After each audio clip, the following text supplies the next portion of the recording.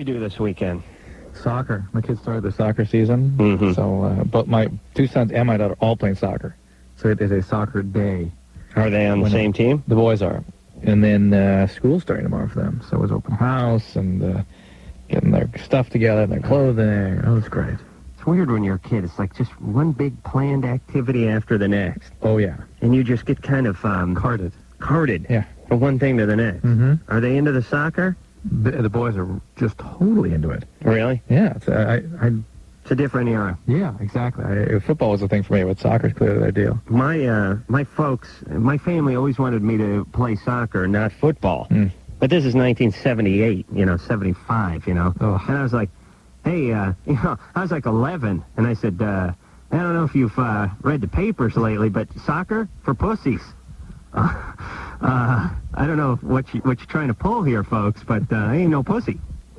And soccer in the mid-early 70s around the Valley, not a huge sport. I bet not.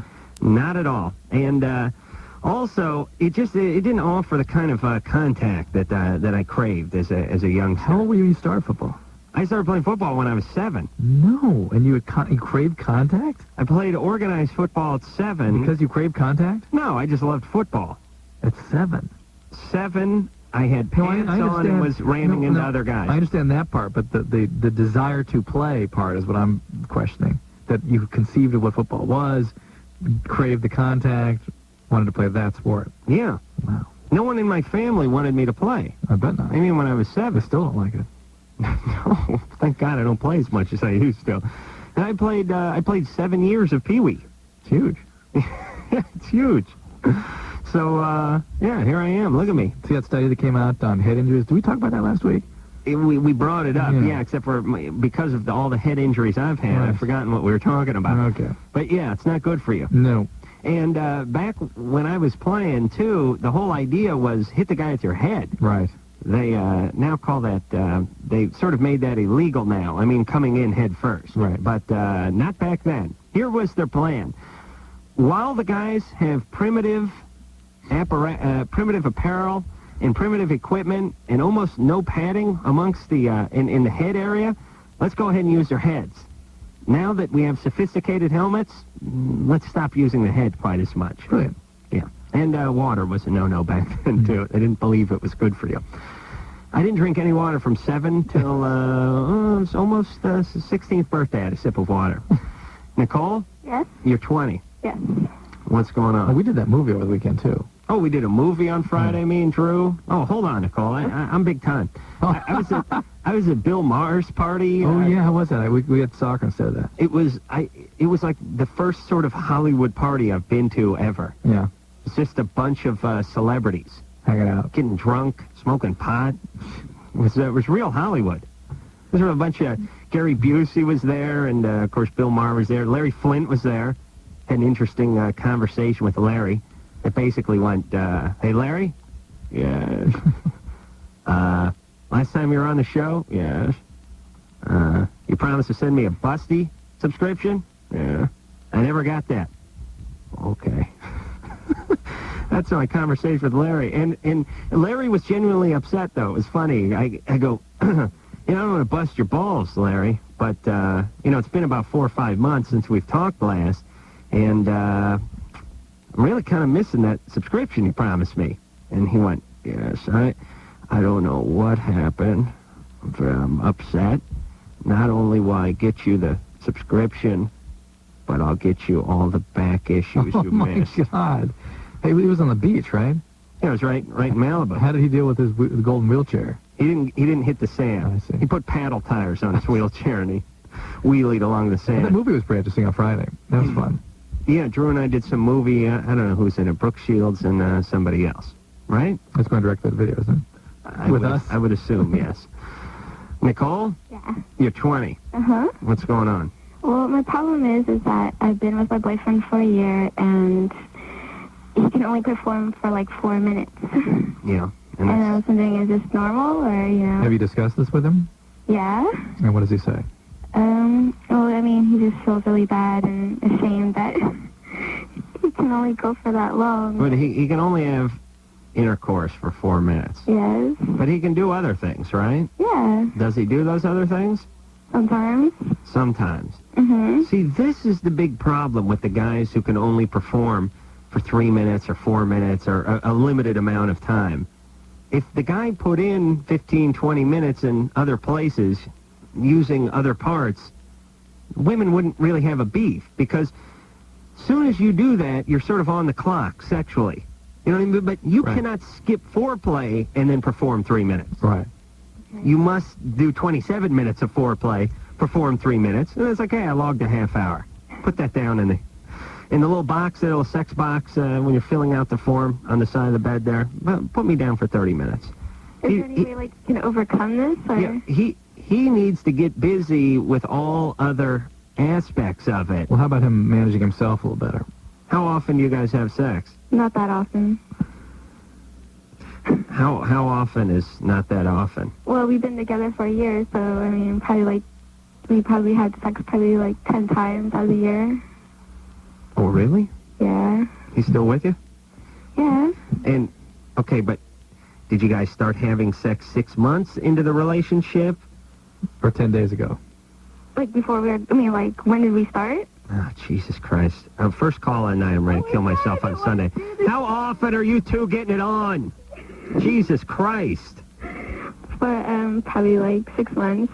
6 months. You've done it 10 times So twice a month. in something like 6 that. months. Yeah. So it's like 1.74 times A month. a month you guys get it on.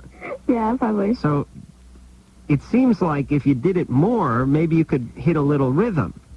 Why do you do it so sporadically? Because we're busy, and, I don't know, sex is not, like, a big thing, but, like, when we have it, it's obviously not a big thing. How do you have a relationship where you've known someone for a year, you're, friendly or intimate or whatever for 6 months, and then you begin to have sexual intercourse, and you're on a, once every 3.5 week clip? I don't know, I mean, I'm not, like, really into it. You're not into it. No. All right, so maybe he senses you're not into it, and he just wants to, sort of get in there and get out of there. Oh, well, that's nice. Well, what's wrong with you? Nothing. Well, you're 20, right? Yeah. How old is he? He's 20. Usually once the ripcord is pulled on a couple of 20-year-olds, that's it. I mean, you have to quit your job to get, start taking vitamin B shots. I mean, Drew, you know what I'm talking about. Yeah, that would be You're true. 20 years old and you just start into that new sexual relationship. You may not see the light of day for a couple of weeks. You guys just doing it once every blue moon. Yeah. Yeah. Well, why don't you do it more often? Maybe you'll establish a little rhythm, okay? Okay, I'll tell him that. Oh, okay. Thanks, Nicole. Well, she was a wealth of information, that Nicole. Moved right along. What a fever pace. Leslie. Hi. You're Wow, 20 I'm really glad to be on. 26, I love yeah. the show. Oh, really? Oh, Yeah. that's great. I totally love it. And Thanks. I think you're hilarious. Adam and Dr. Drew, I think it's great that he's on air, like, telling people what he is, because it's important information to know. What's going on? Well, like I told your screener, I have a relationship addiction. And I know it's been, like, my bottom line kind of problem for years, ever since I was, like, 17, and I'm just, like, at my wit's end about it. Well, stop putting labels on us. Tell us what you do. Tell you what I do. Yeah. Well, mainly, I guess I'm pretty much only attracted to people who are pretty Screwed up. damaged. And then I just get obsessed with them, and they're the only people I'm interested in having a relationship with, and the relationship is doomed, but I just get into it anyway. How did you get all this insight into what you do? Well, actually, I've been in recovery for years. Recovery from what? Originally from drug addiction. What drug? Well, pretty much anything, but, heroin is what I ended up. Right, so your parents were addicts or alcoholics? Yeah. Both of them, or just... My stepdad is a sex addict, which makes sense. Did he do something to you? I don't think so. I mean, there was, like, nudity that I didn't want to see, and there was, like, sex that I didn't want to hear. Okay, that's doing something to you. Okay. Yes. Thank God my parents had the good taste never to have sex. Yeah. I mean, I always thought it was pretty rude that I could hear them. And, Well, it's not good for you. yeah, and inappropriate talk. Yeah, it's got to be rough just in general to have a stepdad who's a sex addict. Yeah. Yeah, I never knew that till after he got into recovery, and now he's been in recovery for years. Do you think you're a sex addict? Am I? Mm-hmm. I don't think so. I would just say relationship addict, but yeah, the sex is definitely part of the glue that keeps me involved in it. Why aren't you just calling yourself a severe codependent? Yeah, I guess I could do that. And I've actually been to CODA meetings and Al-Anon and Leslie, hold on. Yeah. Call yourself a codependent for Drew, would you? As long as we're using labels. It would really make him happy. No, but listen. Don't you want to make Drew happy? How about ACA or something like that, or Al-Anon, with those sorts of meetings? Well, yeah, not to be argumentative, but I have done those, like, you've on and off for a while. And you got a sponsor, and you work the steps. I have a sponsor in NA, which is my primary fellowship. But, yeah, like I said, I'm just at my wit's end because it doesn't seem to be getting any better. What about getting some therapy then? Yeah, I've done that too. How many years did you go for?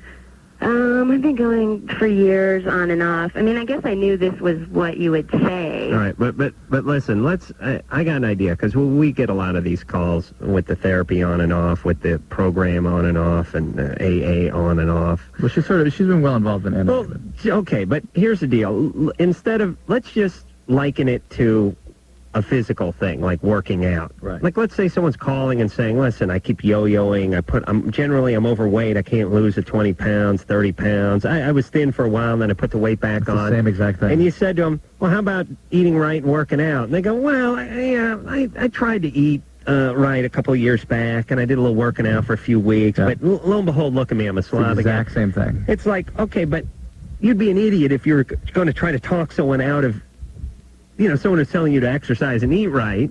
You'd be an idiot to go, well, I worked out 2 years ago. Right. I'm still a little chubby. That was a couple of years ago. It seemed to work at the time, but I'm not interested. I'm past that now. No, it's the same thing. If your stepdad was a sex addict, he saw a lot of weird stuff, he heard a lot of weird stuff, maybe he did something weird to you, you're going to need a little work. You were a junkie, for Christ's sake, into heroin. It's going to be an ongoing thing, just like someone who wants to get in shape. That's it's right. kind of a everyday thing. That's right. You're going to, and the deal with a therapist is that you learn to establish a trusted, open relationship with somebody who doesn't engage in these same dances that you were so committed to. And you learn that you can have those relationships. You have a safe place to connect with and sort of give you the strength to assert yourself more properly and to tolerate real vulnerability and real intimacies that you might not otherwise be able to tolerate. Ryan? Yeah, hi, I'm 21, and I wanted to let you know I really like the show. Thanks. I've been feeling spaced out, tired and anxious and lightheaded on and off all day for the last 5.5 weeks, and this started when I was in Europe this summer. Started while you were there? Yes, at the tail end of my trip, like the last 2 weeks, and I was there 2 months. And when I got back home, the doctor prescribed me 0.25 milligrams of Xanax for anxiety, and I took a blood test, and that came back okay. Now I'm at the University of Arizona, and I'm still feeling on and off like a zombie, and my eyes are kind of sensitive to light. It has not been as intense the last couple of weeks. Do you think I should go to a doctor down here or wait to see if this thing goes away? Or? Well, you were evaluated medically to make sure that it wasn't some sort of medical problem, like thyroid condition. No, actually, he checked me out for thyroid. Yeah, so you were evaluated. So the probability of this being a medical problem is relatively low, right? Probably, yeah. Okay. Now, to be checked again is reasonable, just to make sure that nothing else sort of presents itself. Okay, because sometimes these things are not obvious at first, and as time goes along, there's more clues or more signs of what's actually going on. But if there is something medically causing this, believe me, it presents itself. It's not like you need some real weird, sophisticated study to figure out what's going on, because what you're primarily describing is anxiety. Yeah. And you're right in that age, that sort of 18 to 22 transition, when anxiety and depression really start to become common symptoms. And obviously your doctor thought that's what you had. They prescribed an anti-anxiety medication. And, you're going to be at U of A how long? Well, I just transferred here, so probably another couple years at least. All right, so you might go to Student Health Services, get evaluated, get connected with them. They probably refer you to a therapist or somebody to get this sort of nailed down a little bit. Okay. Hey, I'm just playing a hunch. Did you visit Amsterdam as long as you were there? Yeah, actually I did. It was really fun. I didn't smoke any marijuana, though. My brother did, but yeah, it was definitely an interesting town. Yeah. Red light district and everything. You'd probably like it. You, Adam, yes. Yeah, you know me. Adam. I love banging the prostitutes. Jesus Christ, speaking of a red light district, go to Bill Maher's party. I felt like I was in a red light district over there. Why? Well, it's got a lot of young chicks running around there, of Asian descent, too. He likes those. I think he does. It was really weird. It was a little surreal. I shouldn't have got stoned. And you get stoned and you're sitting there talking to Larry Flint. It's there's some Asian chick sitting across. There's one chick with a huge rack and wearing tight pants, and it just looks like some kind of Bangkok whore, right? And I was saying to her, what do you do? And she goes, marital counselor. No. And I thought, like, my mind started, like, I was thinking, okay, what's that mean? Like, I was trying to read in between the lines. Like, I thought, surrogate? You sleep with the guy, Right, and, he blows all steam off with you, and then he goes back to the wife and kids, and then she started talking about training at UCLA and being involved with clinical studies and stuff, and I was still like, how are you banging these guys in a clinical setting? And I couldn't. It took me a week to get over it. I couldn't take it. Hey, Ryan, are we going to U of A? Yeah, on October 1st. That's right. And 2 weeks. I just had another quick question. I was wondering, I am at the campus radio station, KMP, and we'd love to interview you down here. Would you guys be interested in something like that? It's okay with us. I think we're in KFMA down there, right? Yeah. Yes. But I think it has to be sort of cleared by them, I would suspect. It does? I suspect. Well, listen, can't you just, like, show up at the gig with a recorder and talk to us while we're eating? Yeah, I could try that out. That sounds good. Do that. Broadcast it later or something. There you go. Yeah, that's how we do it. Great. We'll Thanks, remember you. We're going to go see KFMA, too, while we're down there. Okay, great. And, what place are we going to be in over there? It's Centennial Hall, just the main place on campus to go, and George Carlin's going to be here in like a week or something. That son of a bitch, trying to steal my thunder. All right, well, is it how many seats? Actually, I've never been inside. It's my first semester here. So. I think I spoke there. Great. Yeah. All right, Ryan. Hey, Ryan, don't kill yourself before we get out there. No, don't worry. I won't. I'll do it after. Okay, good. Yeah. Okay. Yeah, that night, whatever. Okay. All right. Okay, thank you. Fabian? Yes. What's going on? You're 21. Yeah, I'm living up in San Francisco, and I recently started dating a girl up here, and we've been seeing each other for about a month. And the other week, about a week ago actually, we were talking, and when I first had met her, we had sort of discussed amongst ourselves, when you first started to see someone, trying to find out like all the people they've been with and everything, and I haven't been with a lot of people, maybe 2 or 3 girls before her, and we started sleeping together. And then the other day we were joking around, and I don't remember how it came up, but STDs came up, and we were in the car, and all of a sudden she said, "I have an STD," and I look at her, and I'm surprised. I thought she was joking with me at first, and then she starts talking, and I ask her, "Well, what is it?" And I'm a little angry by this time, and she says, "I have HPV, or genital warts." And she's like, "Well, I haven't had it in a year and a half. There haven't been any outbreaks, but I've been to the doctor." And so the whole ride home, I'm quiet, and we get back and we discuss it, and I pretty much tell her, "Look, I feel like you've lied to me. I feel betrayed." Why? And what? Why? Well, because they had sex first. Oh. Yeah. Oh, She didn't tell me I didn't get that piece. Yeah, Well, she did you- didn't tell me till after we had started having sex. Did you wear a condom? Right. Yeah, I wore a condom the first time. All right, so... I got to be honest with you, Fabian. I had a chick tell me that she had the warts. I think it was warts. Something. I don't remember. Probably warts after we had sex. I had a condom on. She was like a model. And I was still thankful. I was like, hey, okay, I understand, but I'm still very grateful She also that you had told sex with me. that it doesn't matter if you have a condom on. It's like if there's any bodily fluid exchange, then there's a possibility of contracting. There's a possibility, but it's much... If the condom is covering the entirety of your penis, it's much less likely. You got to, instead of wearing we like... did have unprotected sex. As opposed to wearing like a summer condom where it just goes halfway down, like a midriff. Basically, if you're going to be young, in urban center, and sexually active, you're going to get the wart virus. That's the way it works. Yeah. It's just the way it works. That's the way the data shows. Let me, all right, hold on, Mr. Dada. Let me tell you something. I'm young. I think I've lived in... No, you're older. I'm old. Okay. I was young. right? I bet if we poured that acetic acid and did the woods light and everything, Bring it on. we'd find something. Bring it on. I couldn't tolerate that. I'll do it right here on the air. I couldn't tolerate that. What are the... I'll put my penis up against anyone. I bet we'd find it. Bring the vinegar rather and not. the dark light. I'd rather not. I swear to God, I'll do I it. swear to God, I'll be sick if I do it. I'll put an afro on the end of my penis. You'll think it's Jimmy. Woman. Except Really? for that one. I've never been with a woman except for that one who ever said anything about it. So And that was, that was unprotected? No, that wasn't that's right, unprotected. I know that's you right. wish it was unprotected. But All right, let's get on with it. The point is this is not as right. prevalent as you're making it out to be. All right. Fabian? Yeah. The only thing I worry about this whole thing is her saying to you, oh, by the way, I have this, and condom doesn't always cover it. Right. She may be making a little statement to you like, hey, let's wrap it up. Yeah. Do you think... Well, and... She's the one. At first, she said, "I would rather have unprotected sex. It feels better." Oh, boy. And the first time we did, I said no. All right, but how's it going with her now? Well, now I feel like I've been betrayed by. I know, but does she like you still? Yeah. She does. Yeah, she still does. But I don't know if I want to keep a relationship with someone that's going to keep things from me, and because I don't know. I mean, we haven't been even seeing each other. All right. Listen, she did volunteer it. It was after you had sex. You had the condom on. Well, then they did it once without the condom, though. Oh, did they? Yeah. All right. See, in her head, see the story she's giving him is, I've controlled. There's not present. There's no warts. I haven't had a quote outbreak. Warts not like herpes. I know, but listen. In other words, not having an outbreak doesn't mean not contagious. I know, but you got to... Let's give her the benefit of the doubt here. You're a 21-year-old girl. You know it's different for girls than it is for guys.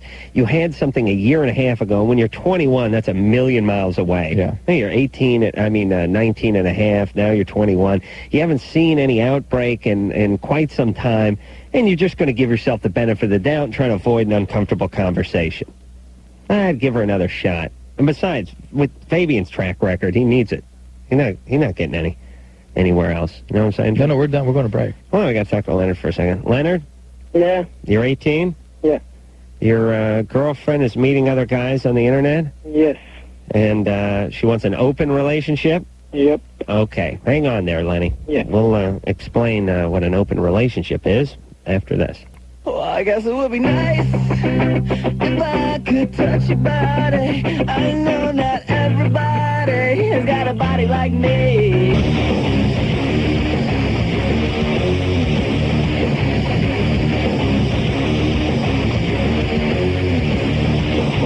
Yeah, I know. She gets pissed if I don't bring them over to introduce after I've done talking. I was just talking to Drew about the party, the scene. I don't know if anyone heard, but the scene was made by me in Malibu yesterday. My highfalutin Hollywood friends. Cato, Kalin, downtown Julie Brown, Victoria Jackson, just to name a few. Alan How's Thicke. Victoria doing? Huh? Victoria Jackson is She was living in Florida last as time. nutty as ever, but nice as hell. Yeah. Very, very friendly. Something's wrong with his testicle? That is her, everybody. Now you know who we're talking about. And I told, as I was saying earlier, I talked to Larry about getting my Busty subscription. And you know the thing I like about Larry Flint? He said he'd been listening, and Drew's been getting a little out of hand, and he wanted to come on and knock you down a little bit. He said he was going to run over you with his wheelchair. With what? What particularly bothered him? I don't know. He just said that Drew's been getting a little out of hand, and he thought it was time to come on and Good for him. set the record you know what? straight. That's good. I like that. Yeah, had a nice talk with him, and a very serious conversation with him about my Busty subscription, which is kind of funny, but it's all business to him. And then Larry, Larry has like a bodyguard / chauffeur / wheelchair chauffeur. The guy who pushes him around and, looks after him. And that guy's also like part secretary. So after I was talking to Larry about it, I walked back in the house like 10 minutes later. I walked by the guy, and the guy stopped me. And he said, what magazine was that? I said, that's Busty. He went, Busty? I went, yeah. And he went, okay. So funny. I just want to start laughing halfway into it. I bet you I know what Larry's up to in terms of what I say that bothers him. He is into the notion that anything is okay for anybody. Right. Just whatever. Sure. So his whole notion of health versus ill health, which is fine with me, by the way. But if we want to talk about what's healthy and what makes people happy, that's what I try to talk about. All right. Well, Larry seemed happy. Leonard? Yeah. All right, so you're 18. Yeah. You sound depressed. Yeah. Your girlfriend has said she wants an open relationship. Yeah. And how old is your girlfriend? She's 18 too. Mm-hmm.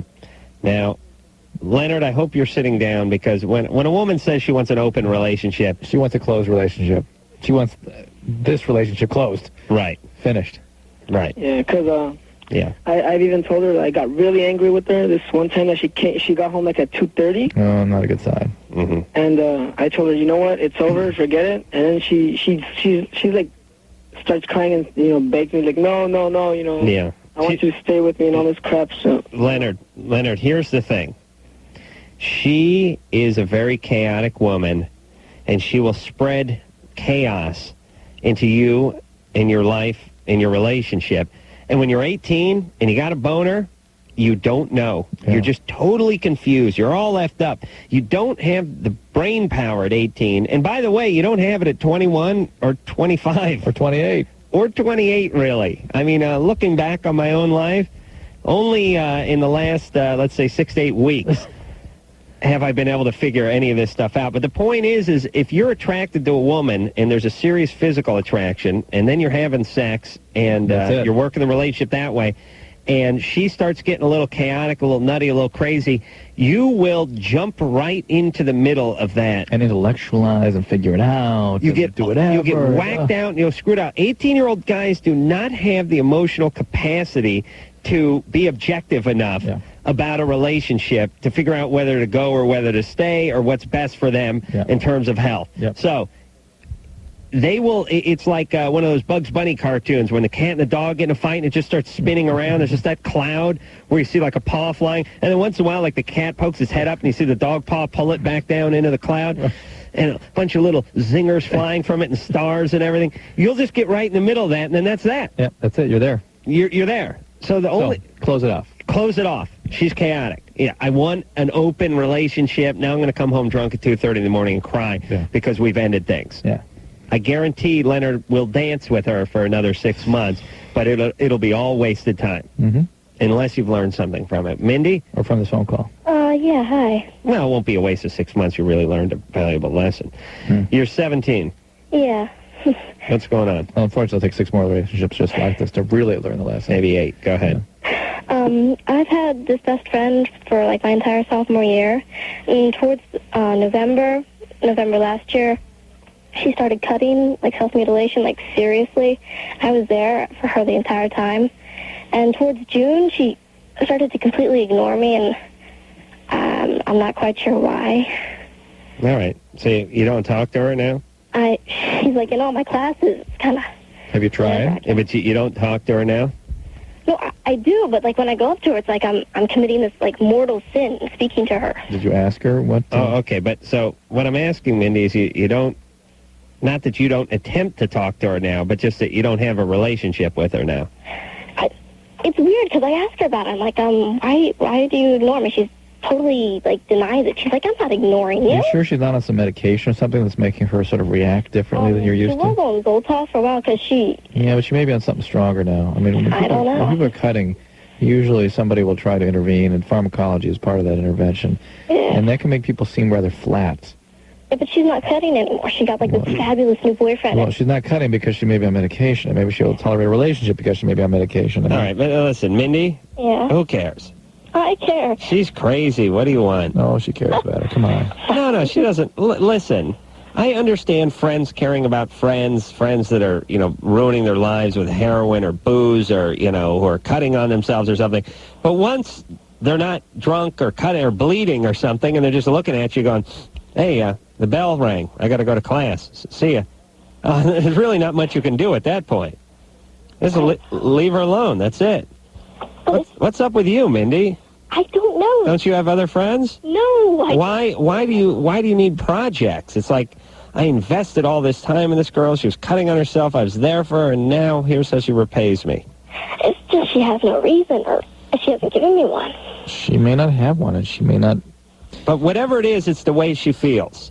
It's the way she is, even if she's not aware that even having any feelings about this is just where she's at right now. Yeah. Here's lesson number 2, because it's Sunday night. That's lesson night. Yeah. Kiddies. Yeah. Do not dissect everyone looking for a reason, because here's the bottom line.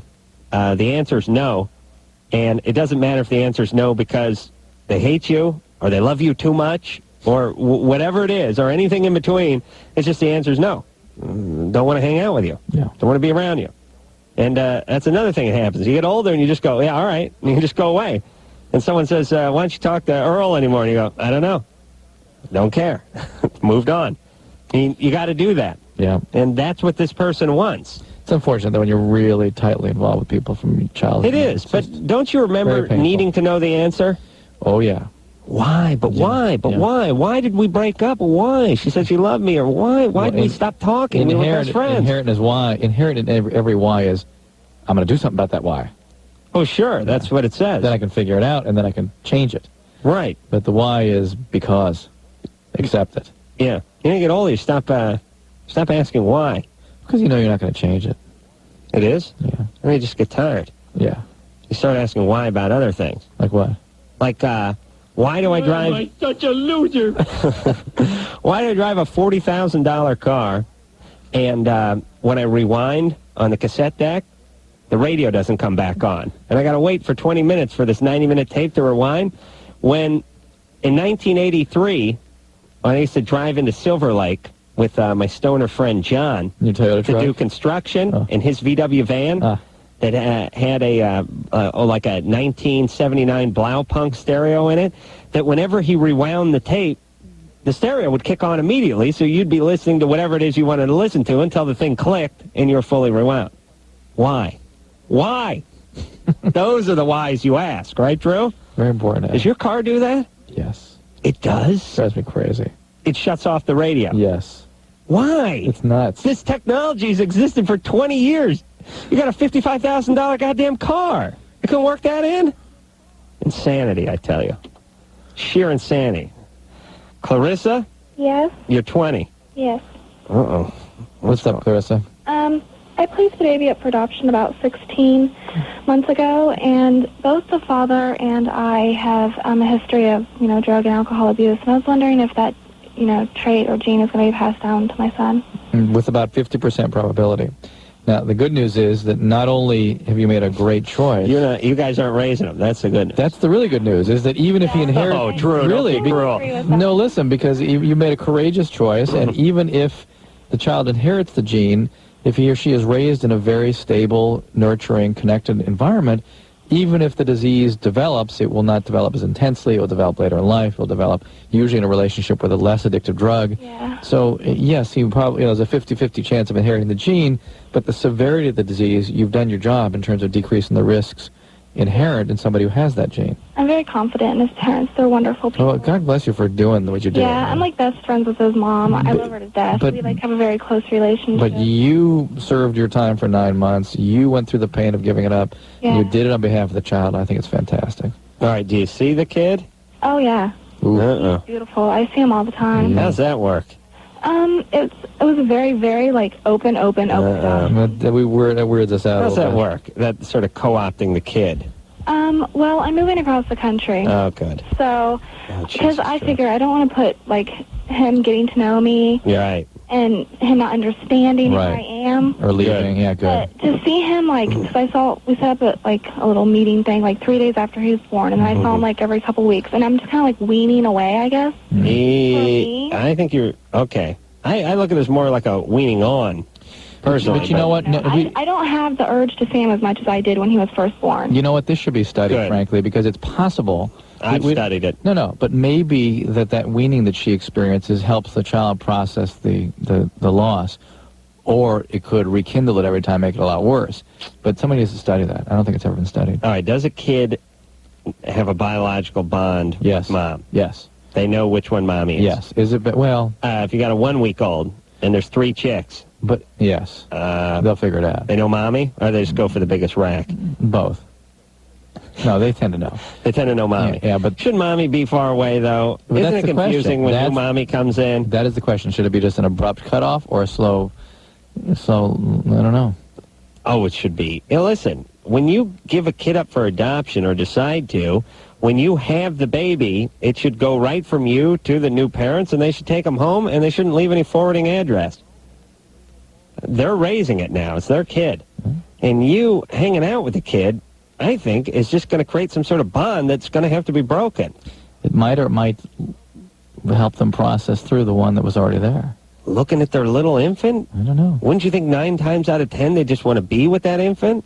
I don't know, Adam. Would you trust a woman that didn't? No, Adam, your point is well taken, but I just don't know and study. Well taken where? In the keister. What do you mean to do? Very much. Just bend over and take my point, would you? I don't know. Hold still. Let's go to break. Carson, I don't even know what the hell that thing is. What is that? Anderson. I mean Anderson. I was thinking MTV. I don't know. Play that again. I don't know. Okay, don't play that one because like I can't. I don't know what it says. I don't know. Does it say I don't know? All right, we'll take a little break. I don't know. Okay, all right. I don't know. Yeah, that's not. I don't know enough about. I don't know. Is it Drew? No. Is that just me? I don't know who it is. Okay, we're going to take a break. Only Homer Simpson drops from this point on. Good plan. There you go. All right. When we come back, we'll speak to Kenneth, who's how old is he? 28, Drew? Yeah. Fiancée is pregnant. Wait a minute, is that the number I put down there? That's who I want to talk to. Okay. Why, you little... There you go. Fiancée is pregnant. Is it okay for her to swallow during oral sex? Kenneth is going to be dad, everyone. We'll be back. Oh, yeah. It is Loveline. I'm Adam. That is Drew over there. And phone number, 1-800-LOVE-191. And here we go, back to the phones. Kenneth. Yeah. You're 28. Kenneth? Your girlfriend is your fiance.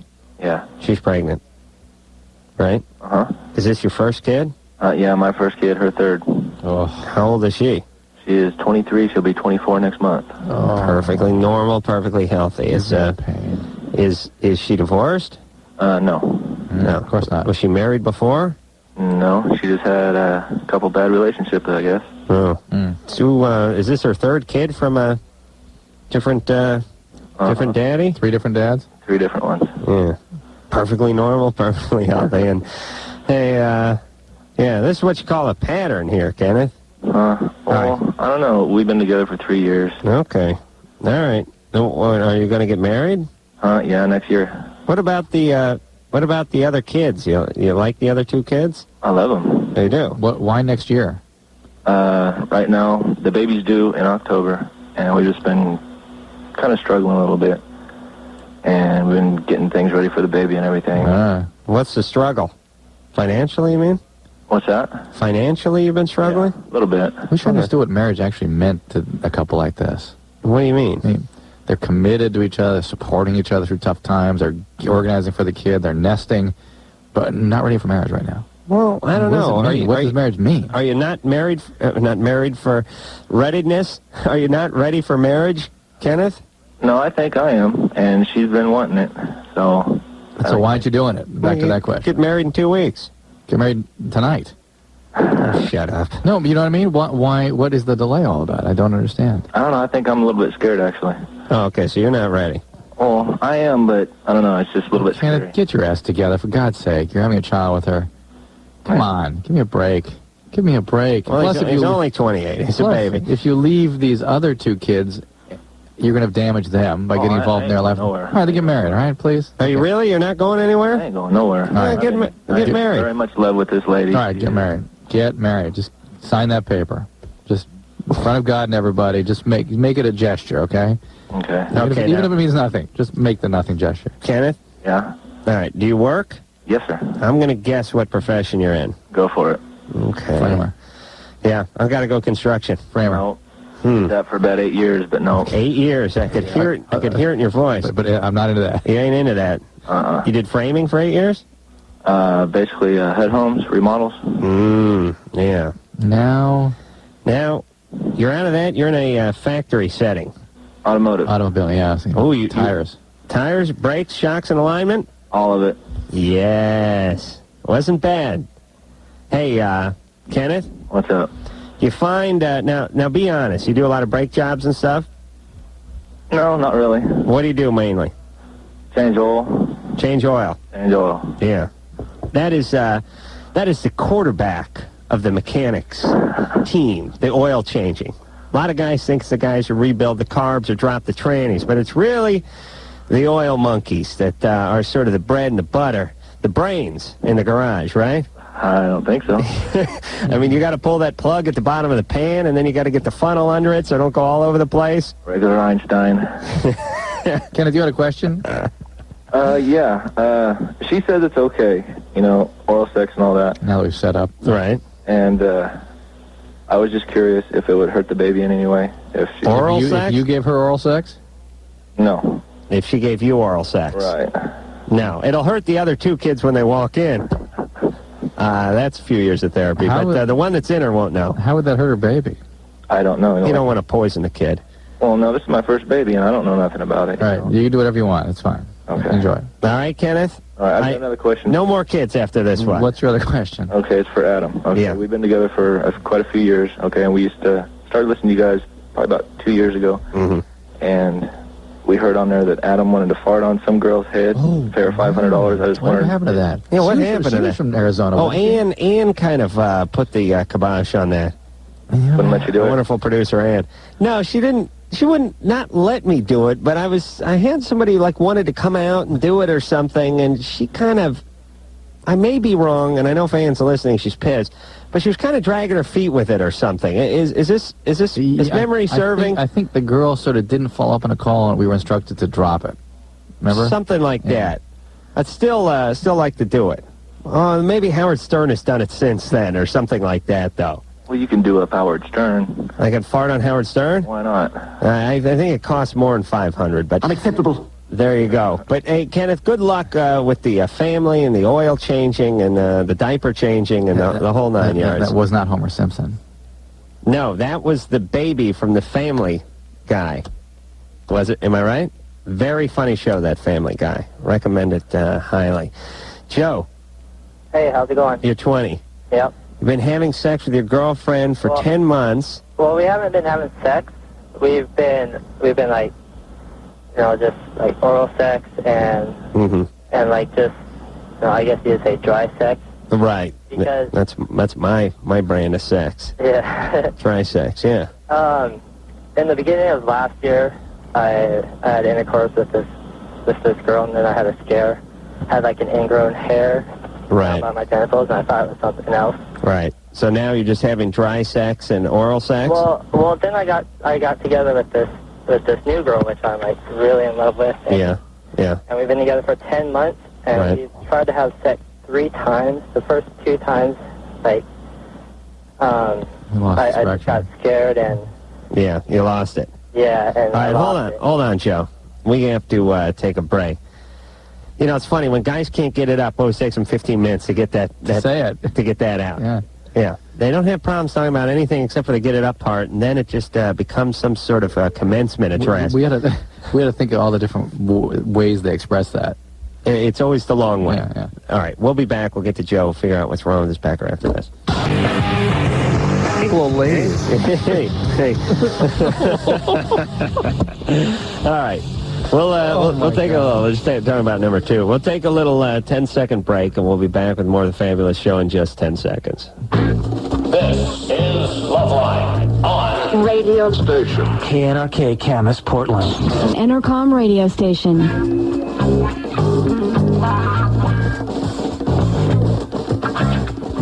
Yep.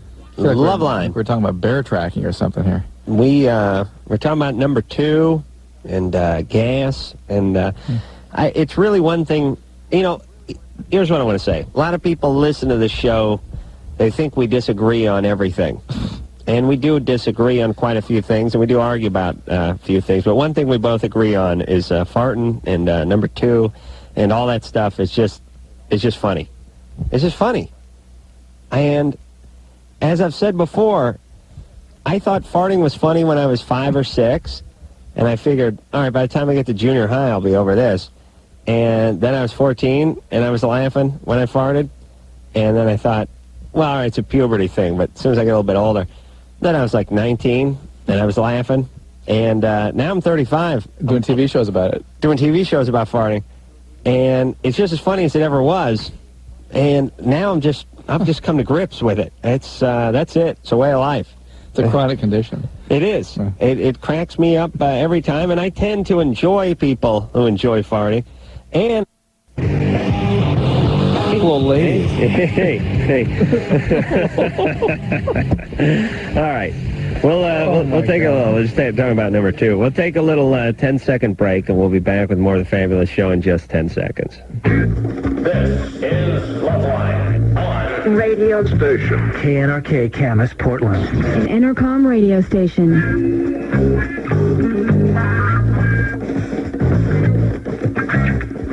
Yep.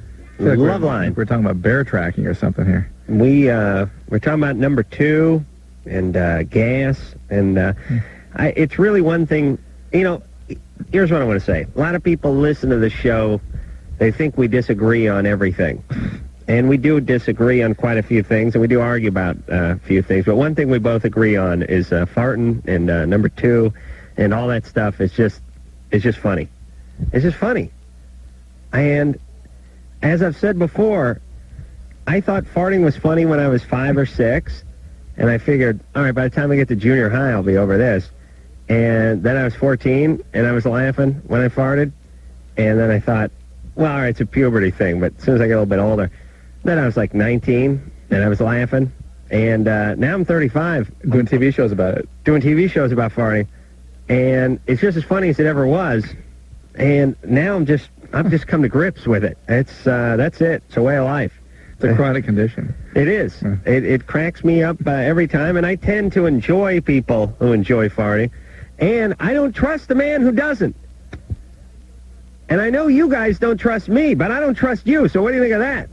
You show me a guy who doesn't think a fart is funny, I'll show you a gay guy or a wuss. There's something wrong with that guy. I don't want to spend any time with him. And I'm telling you, right around 5, 6, my sons, yeah, they are into it. Oh, good. I mean, it means they're straight. Into it. That's good. Oh, yeah, I like guys who are. I'm disturbed by those who are disturbed by it. I mean, my partner Jimmy Kimmel, I was driving home with him last night. He locks the doors and rolls the windows up and locks the windows in the car, then starts to farting, and then laughs like a madman while he drives, and I squirm in the passenger seat.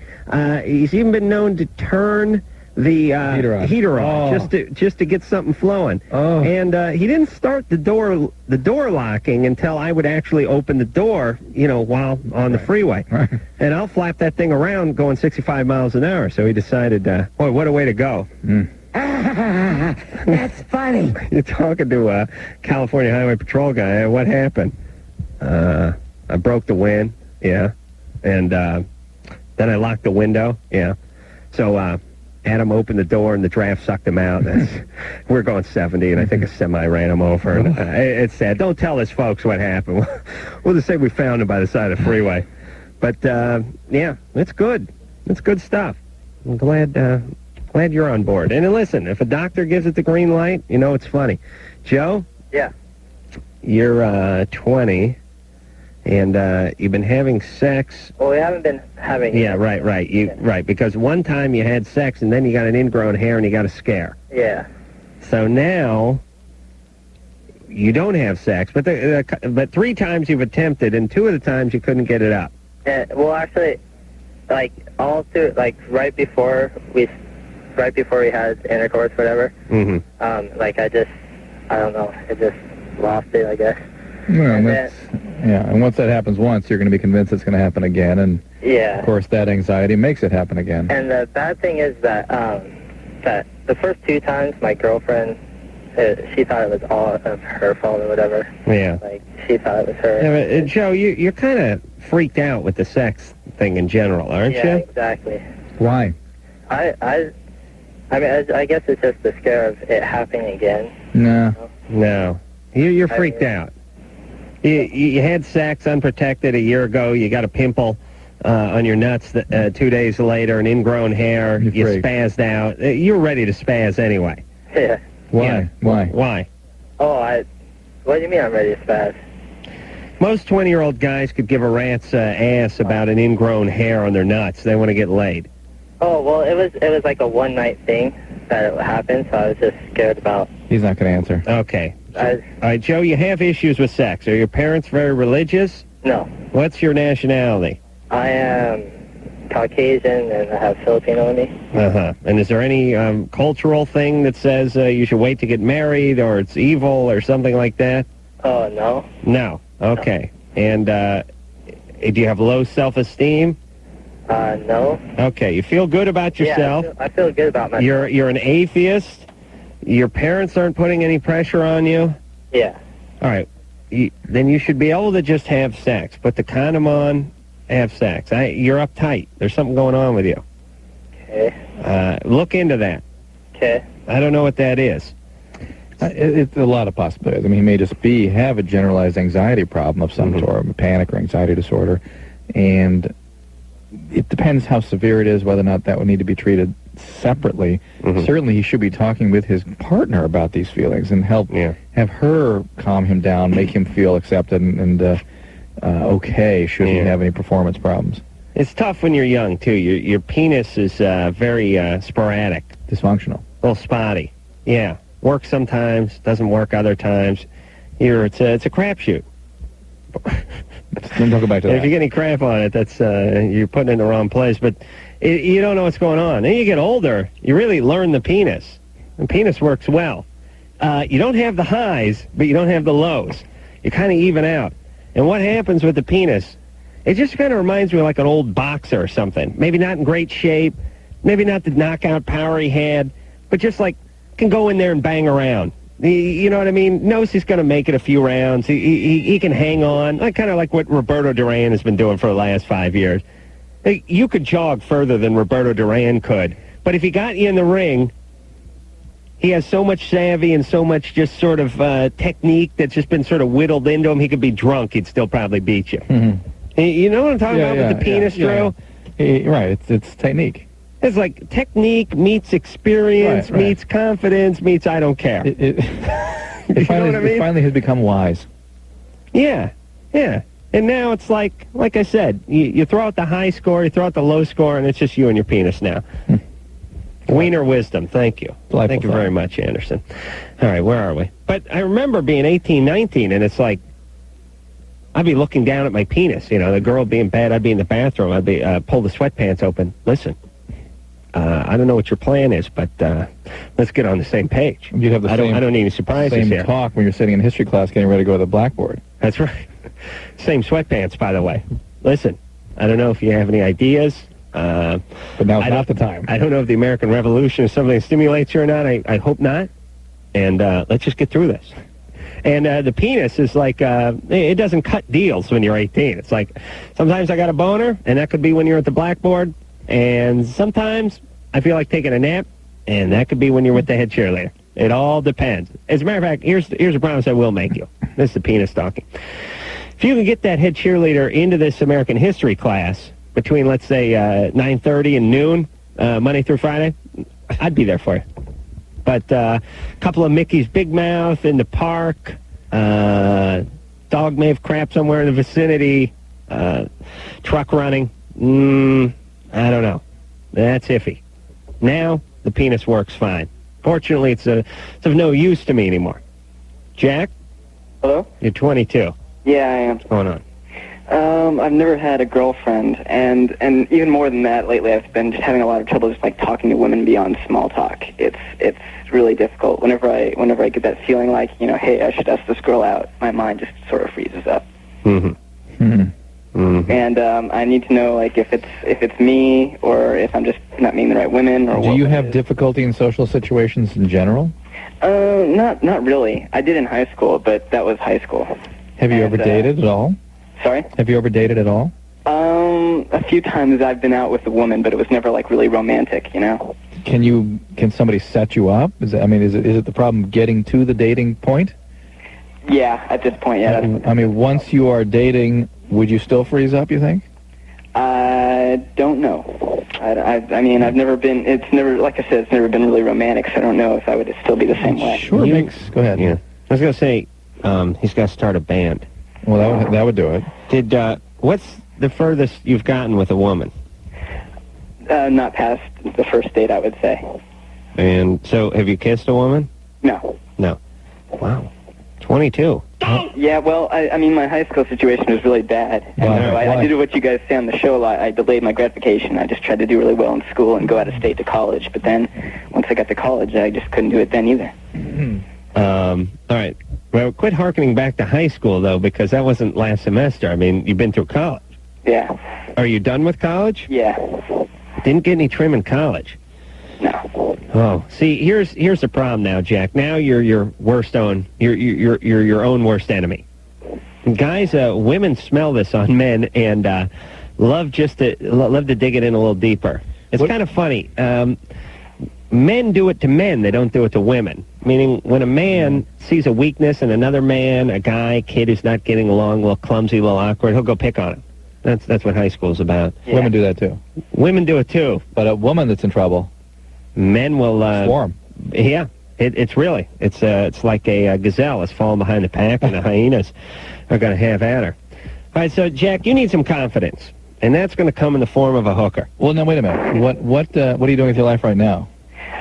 Looking for work at the moment. Just graduated from college, and I'm looking for work. Are you planning to go to graduate school or anything like that? Maybe. I'm going to probably take a year off and then decide if I'm going to want to go to graduate school. I was just pathetic in college. And in graduate school, suddenly I felt like I had a purpose and a direction, and it made me really feel much better about myself. Did you say erection? Direction. Oh, I see. And, Jack, you're going to go out and look for work. Yeah. Yeah. Well, there's nothing wrong with having a little money and a little responsibility. Plus, you might... What kind of work are you looking for? I haven't decided what I want to do for a living yet. Yeah. What do you look like? I'm pretty, not ugly, but not like GQ either. Right. But there's nothing wrong with you. No, I'm a little short, got glasses. That's all right. Women are very forgiving in the physical department. Here's the thing about women. They like good-looking guys, but they'll go out with one who isn't. Yeah. As long as he has other things going for him. Yeah. Except for that ain't Jack. Yeah. Jack needs, you know what Jack needs? He needs a little experience, a conquest or two, and he needs a few things to start going his way. I agree with you. And he's got to get out there and make things happen. But he may have a true social phobia, which, if that's indeed the case, needs treatment. Okay, but what is it that lets you go on job interviews? Yeah, and he doesn't lets you go to college, and to call radio stations. Right. So that's why I didn't push that one too much. So. Okay. He just needs to go out and get lucky. Maybe he ought to work on himself, but maybe he ought to start working out, get the LASIK procedure in his eyes, get the glasses. Contact lenses. Out actually, but I haven't done anything else. You've been working out? Okay, let me tell you what you need. First off, you need a new wardrobe. There's these new pants. They're called Jordache.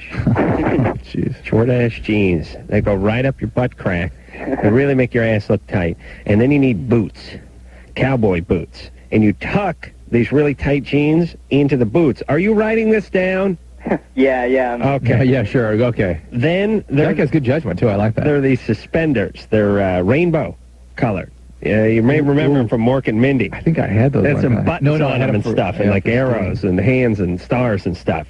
You put that on, and you wear that over one of those French mime shirts, long sleeve stripe, collarless sort of sailor, sort of French sailor, very tight. You know what I'm saying? Yeah. Tuck that into the jeans, and then wear a belt, and as far as you can tighten the belt, go one more loop. All right, Jack? I'll give that a shot. All right, Jack. Good luck. All right. Thanks. Good luck to yourself. All right, there you go. Keep moving. He'll be fine. Come on. Keep going. I know it's hard. Lisa. Hi. You're 17. Yeah, I am. What's going on? Well, I went out with my ex-boyfriend for 16 months, off and on. Mm-hmm. And I ended contact with him almost a month ago. And since then, I've been dating and kind of seriously seeing two different people. Simultaneously? Yeah. How serious could that be? No, not very seriously, but just starting something. Okay. But it's not making me happy, and nothing is, and I'm just getting more and more depressed ever since I... Why did you break up with the first guy? Well, it never was exactly a very good relationship. What was the problem? There was a little bit of an age difference, and... How old is he? 11. No, he's 23. Okay. What else? Well, first when I started going out with him, I lied to him about my age. And he didn't find out until my father let him know about it, about 9 months into the relationship. That's comfortable. I wish I was there. How was the relationship going before that happened? It was going pretty good. And that what set it off course? Well, he forgave me, but I never really forgave myself for it. That's BS. Yeah, you saw that on a daytime talk show, or you read that in some crappy Red Book or something. Right. There's nothing. That has no meaning to us. There's nothing I've ever done that anyone's ever forgiven me for that I wasn't over the second they forgave me.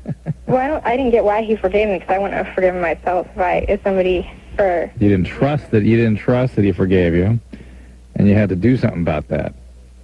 Okay, listen. It wasn't going. It was going horribly. Okay. We were both seeing other people, but... Okay. Well, Lisa, this is chaos, right? You like a little chaos with your relationships, right? I don't know. Drama. You like to mix things up. Drama. You don't like to put together too many good months without stirring the pot a little, right? I don't usually last very long in relationships. Right. Okay. Because why? I don't know why. And what do you normally do to sabotage them? No, I don't. Start seeing other people? Right. Right? I don't know. All right. Okay, goofball. I'm hanging up on you if you don't start answering me. I pretty much... See, the way that it is I pretty much have always been able to pretty much choose who I wanted to go out with. Uh-oh. You good looking or something? Yeah. Yeah. So this I didn't trust her. Yeah, this one guy she can't have. But I want to be with him, but it wasn't exactly a very healthy relationship. Yeah, Lisa, you got... but wait a minute. Here's what I don't trust, Drew. How does Lisa know what a healthy relationship is? This is the point. Well, believe me, I'm not endorsing the one that just gone by. Lisa, you maybe no relationship for a little while, a little growing up here. Can you do that? Can you? Because none of these are... Is it okay not to be wanted for 4 months? Yeah, none of these relationships... No. Yeah, what is up with you in that? Well, in my life, I had to grow up really fast. Why? What happened? My mother died when I was 11. All right. And I have a younger sister, and I've always had to be there for her, and my dad is a workaholic, and... Okay, so you've had some really significantly abandoning experiences, right? Yeah. Do you feel depressed when you're alone? Yeah. Okay, so your way of managing this depression and these feelings of abandonment is to fill it with relationships and people that want you. You got to have everybody wanting you all the time. As soon as they want you, you don't want them anymore either. But you got to get this one guy to the point that he really, really wants you, and then you'll dump him too. Because you have to be in control of that. You have to be. You can't stand to be in a position where you could be abandoned, so you have to do the abandoning first. I know it doesn't make sense and sort of counterintuitive, but that's kind of how people behave, and that's why I'm saying it's time to grow up.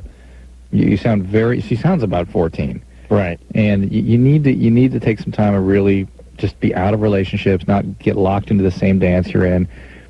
Figure out where you want to go to college, move away to school, get a new peer group, focus on what you want to do with your life. Come on. Yeah. Karen? Yeah? You're 20. What's happening? I'm in love with my best friend, and she doesn't know, and she's totally straight, and my parents know that I'm a lesbian, and they just don't like it. They don't like you being a lesbian? Right. Does your friend that you're in love with know that? That my parents don't like it? Your friend that you're a lesbian? Yeah, she knows. She knows you're a lesbian. Mm-hmm. And why don't your parents like it? Because they're just weird like that. Uh-huh. They're... How long have your parents... super religious and stuff. How long have your parents known? Since I was 15. 15. Payback. I'll take that. Payback time. What'd they do to you? Kicked me out. Why? When they found out you were a lesbian? Mm-hmm. Yeah, what'd they do to you before that? Oh. Why were you pissed at them? Why was I pissed at them? Mm-hmm. Yeah. I wasn't. Yeah. Come on, why'd you tell them you were a lesbian at 15? Because they kept trying to tell me to be honest with them and stuff about everything, so I just decided I would be. Were they getting involved in all your stuff? Getting, Yeah. too intrusive? Yeah. That can piss you off, can't it? Well, it's always been kind of abusive and stuff. Yeah. Oh, okay. Well, except for that, I guess there's no reason to be pissed. Except for the abuse? Except for the abuse, yeah. Shut up. Listen, thanks for being a good sport. Yeah. I've never talked to anyone who told their parents they were gay or straight before the age of... 26? I was going to say 55. No, I mean, we haven't on this show spoken to anyone who came out to their parents before, really 25. Well, before 20. Certainly before 20. Oh, hell, they go After college. They go off to college somewhere, and they still don't. They still don't. Yeah. Unless there's a reason. Well, here's the deal. Here's the way it works in 90% of the cases. Either you know it'll kill your parents, and for that reason, there's no way you're telling them, or you know it'll kill your parents, and that's why you're going to tell them.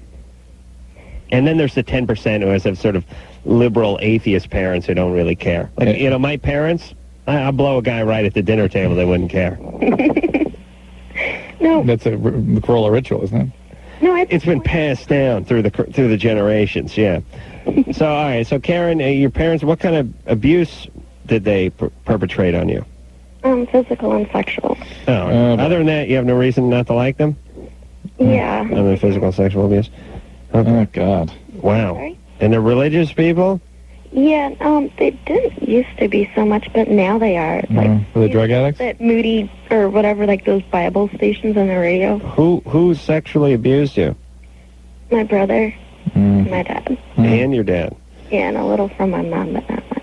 Mom. Perfectly normal, perfectly healthy. What did your mom do, if you don't mind me asking? Huh? What did your mom do to you? She's just like, she hits me a lot, or she'll yell at me, or she'll just like touch me every now and then. Touch you, like sexually? Yeah. That is not bizarre. much anymore. She has a boyfriend now. Oh, my God. Mom abusing children is a very rare, unusual thing. Yeah, I mean sexually. Yeah. Well, I think my mom's kind of schizo. Okay, so Karen, you have 1,001 reasons to hate your parents and 2,000 reasons to be lesbian. That's Adam's new book. And 100 gazpacho recipes. Okay, so what's that? 1,001 reasons to hate your parents, 2,000 reasons to be lesbian, and 99 gazpacho recipes, and 45 corn muffin recipes. Okay. Only got 2 of those. All right, hey, how much therapy have you gotten, Pick Karen? it up at your lava lamps and... Simply lava lamps and cock rings. That's the name of my next venture. All right, have you gotten some therapy, Karen? I've been in and out of hospitals and residential places. Okay, baby. Okay, all right. All right, listen. Forget about this best friend of yours. Yeah. I know you're in love. It's going to be another source of frustration and pain in your life. Just therapy. Read some books, meditate, and get into the whole thing. Burn some incense, and find yourself. Take your meds. Take your meds and find somebody who wants to be with a woman. Right. Somebody who really wants to be with you. Not your friend that you're going to sort of hoodwink into it. No, that's going to be a mess. Yeah. No, everything's going to be a mess. Oh, listen, when your mom, dad, and brother, and then, poor Karen. Yeah, I mean, what must your reality be like? I mean, you know what I mean? Yeah. I mean, if you really look at it, your reality is just sort of where you are and what you see and what you get and where you grow up. And, I mean, you know what I'm saying? Yeah, and who you are in relation to other people is that, right? And so whenever she gets involved with other people, all of that wreckage comes in with her. Yeah. All right. But I bet she'd be one hell of a stripper. I really do. All right, Jerry, let's take a break. Please. When we come back, we'll speak to Steve, who's 23. His ex was into being strangled during sex. Also into using strange objects. Good boy. He wants to know why. Is there full moon? No. No. Crescent. Just Sunday. We'll tell him why after this. Up.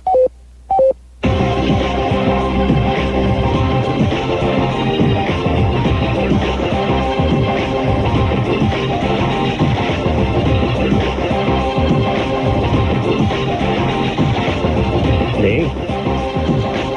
Just explaining, Drew, why I'm superhuman during the commercial break. That's your usual conversation, then? Yeah. Why you're great, why you're a genius, why you're superhuman. It's all the same. I like to vary it. I like to vary it. Sometimes I'll just focus on the physical side. Yeah, that's what we just went through. Right. Yeah. And then, once in a while, genius. I'll work the genius, the intellectual side. Mind you, genius. I like to break it up. Yeah. All right, so you got all that, Drew? Oh, yeah. Steve? Yeah. You 23? Yep. That's all right, Drew, because I'm taking you with me. Yes, you're wrong. To a certain point, then the train's going to stop, and you have to get off. Just make sure I'm sort of, I got my wings, and I can glide for a little while by myself. No, you know where I'm letting you off? Palookaville.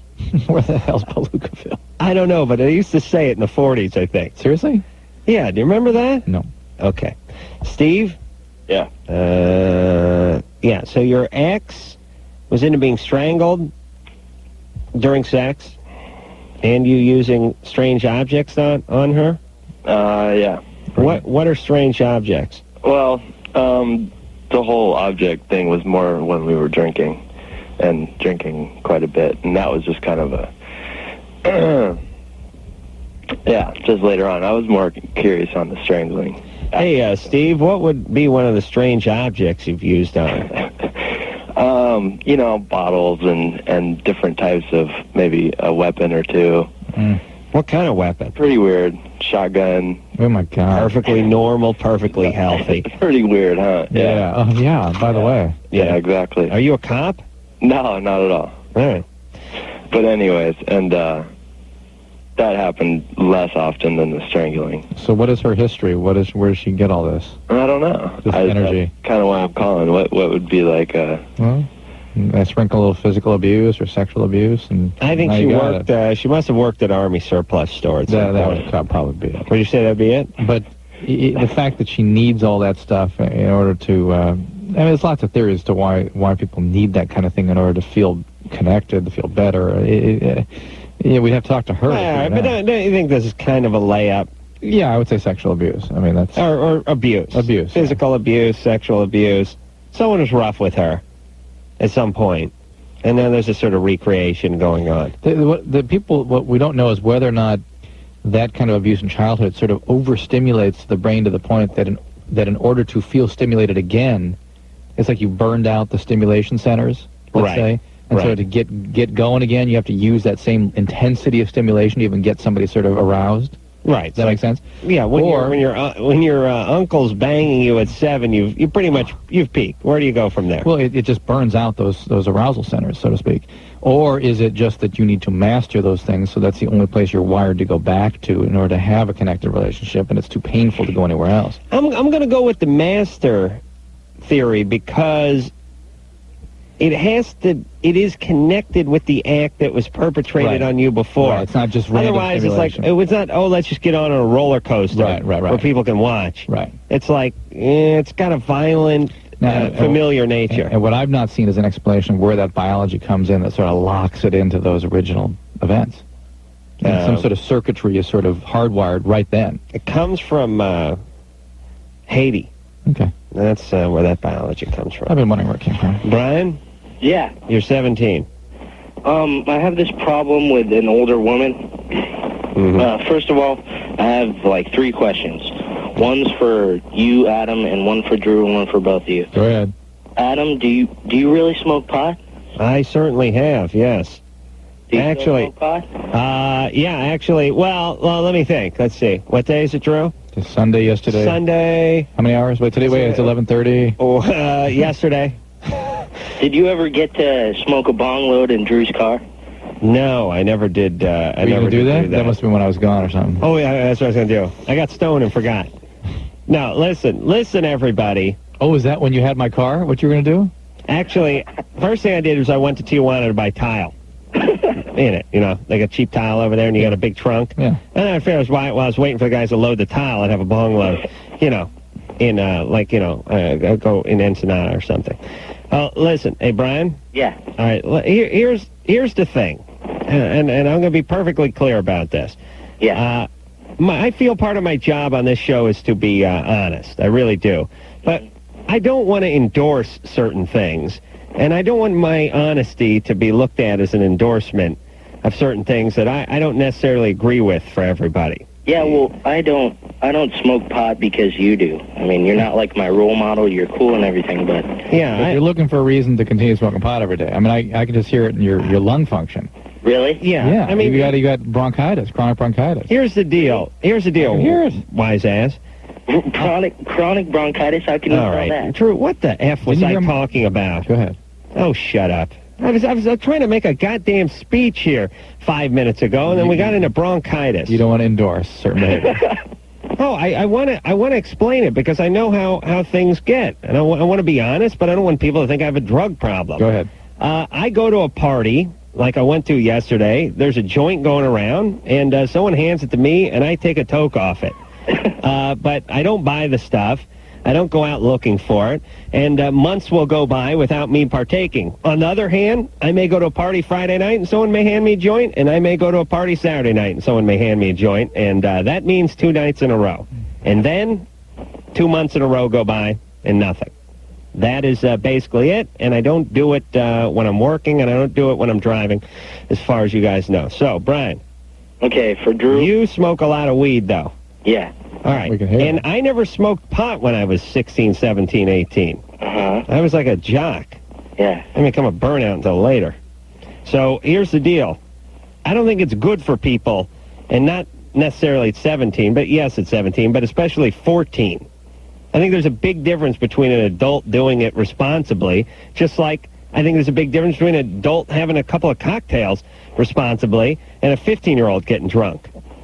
And, Brian, you got momentum with this weed. I can tell by that laugh. The laugh and the coughing. It's going to cause you problems down the road. I'll guarantee you that. I want to quit, okay? I know, so please do. So you really think I have chronic bronchitis? Well, I can hear you coughing. I mean, everybody who smokes a lot of pot gets that. It's a real extremely common to smoke pot every day. Okay, Drew. Yeah. I have bipolar, and I was wondering if you ever worked with or knew anybody with bipolar. Never heard of it. Yeah, just a few. Several 100,000 people. What's your question? I had an affair with a 38-year-old woman, Mm-hmm. like I fantasized about her for a long time, and then we were having sex one time, and she said that she wanted to leave her husband and marry me and have kids with me. That must have freaked you out. Yeah, it did freak me out, and so I told her I wanted to stop seeing her. And now I have a girlfriend, and I'm going to this church, and now she started going to that church, and she's been giving her death threats and everything. Giving the girlfriend death threats? Yeah. Wow. And my girlfriend knows about it. She just said, well, just don't talk to her anymore. I don't want to see you talking to her anymore, or else I'm going to dump you. All right. Okay. So do that. Okay, so should I report her or something? No, just don't talk to her. Listen, if she gives a death threat, you report her. Those in, absolutely. But I mean, this is a dangerous person, a disturbed person. So she's 38-year-old with a 17-year-old. Yeah, divorcee. You know how they are. She's not divorced. Extra horny. She's not divorced. Oh yeah. I got to contact her. That's all. All right, but number one, Brian needs to stop smoking weed. Oh yeah. What'd you say? Yeah, his bipolar illness cannot be treated on all that pot. All right. Caitlin? Yep. You're 21. Yes, I am. What's going on? Well, I've been having a lot of pain lately when I have sex with my boyfriend.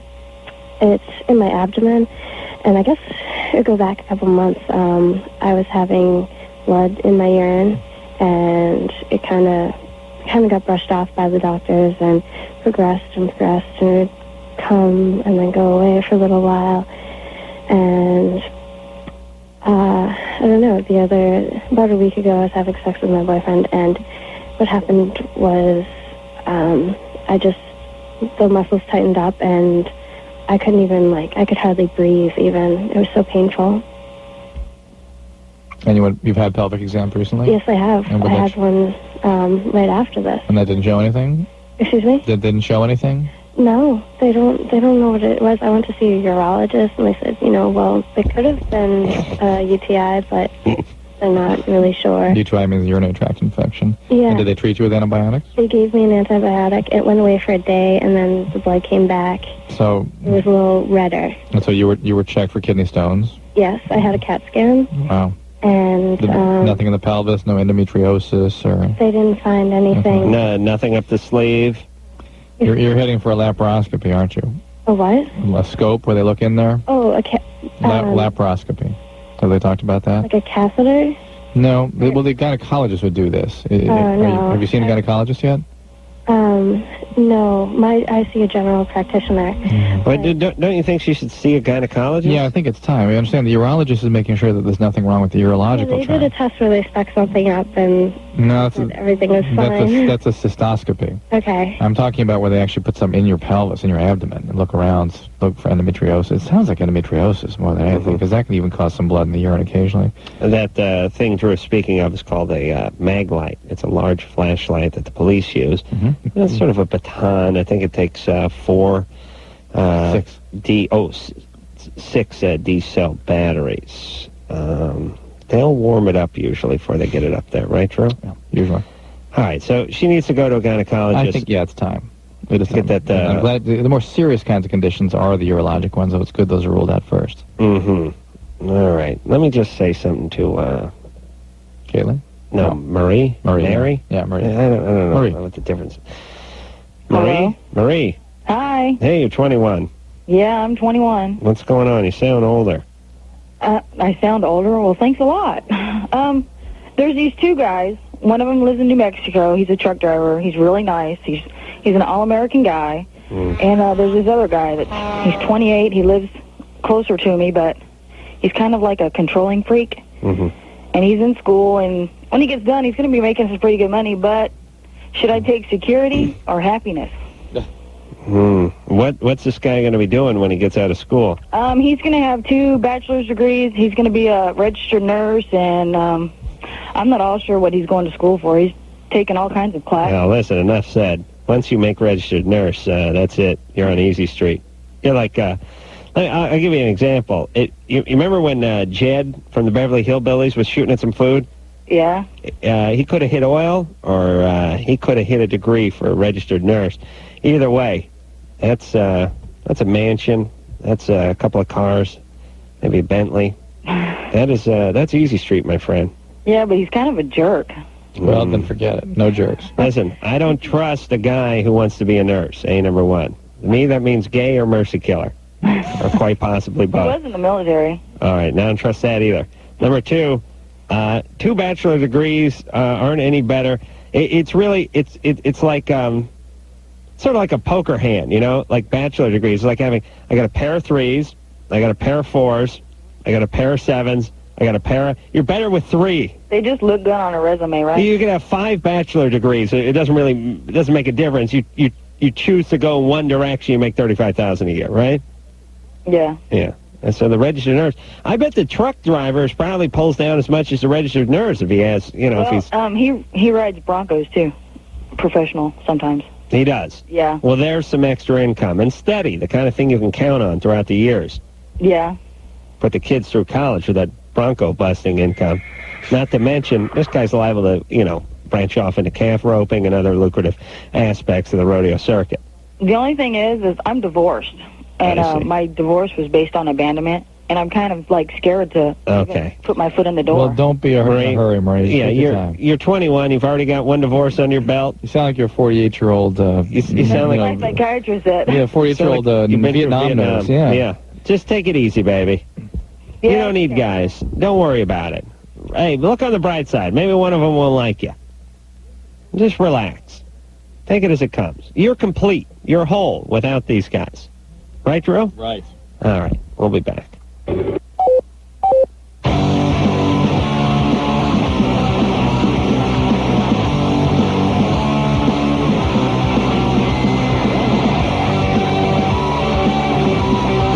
See? Yeah. Loveline. All right, Drew. This is what I call the lightning round. All right, let's go.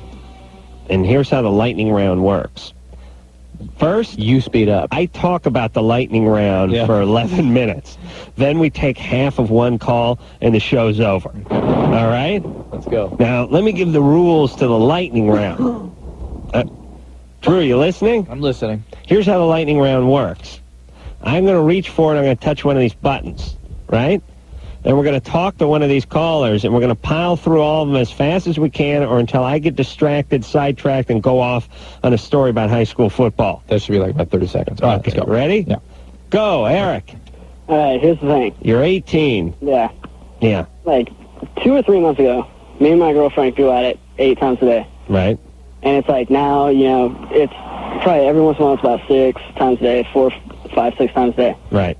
And it's to the point where after about 3 times a day, I cannot get it up anymore. I just can't do Fine. it. Nothing wrong with that. And I'm totally turned on. I'm ready to do it and everything. I understand. That part of my body just does not work. Yeah. Is she taking this the wrong way? Yeah, she kind of thinks it's kind of on her. Right. Okay. But you got to understand, when there's a woman who needs sex 8 or 9 times a day, and then you cut her down to 3 times, and because it's like, hey, honey, listen, I threw my hip out the 5th time we did it, and I just can't go anymore. She's a freaky chick, and she's going to turn everything in on her. She's a sexual compulsive. The whole reason you're having sex 8 or 9 times a day is because she screwed up anyway. Right, that's right. And so her esteem is way down. Way down. And you trigger something that causes her to feel shame or worthless. Do not argue with her over the amount of times you have sex. Talk about what her feelings are behind that, right? Yeah. Still moving ahead the lightning round. Ashley? Yeah, hi. I had a question. You're 17. Remind me not to do this tomorrow night. Yeah, don't I worry. had a question. My boyfriend, or ex-boyfriend actually, said that I use guys, like, I try to get those hard to get guys to boost my self-esteem. Yeah. And I don't know, it just kind of struck me. Yeah. Because it's the first time someone's ever said that to me. Yeah. Most people do that. Most 17-year-old girls rely on what guys think of them as part of their self-esteem. It shouldn't be all of it. It's also a way to avoid real intimacy.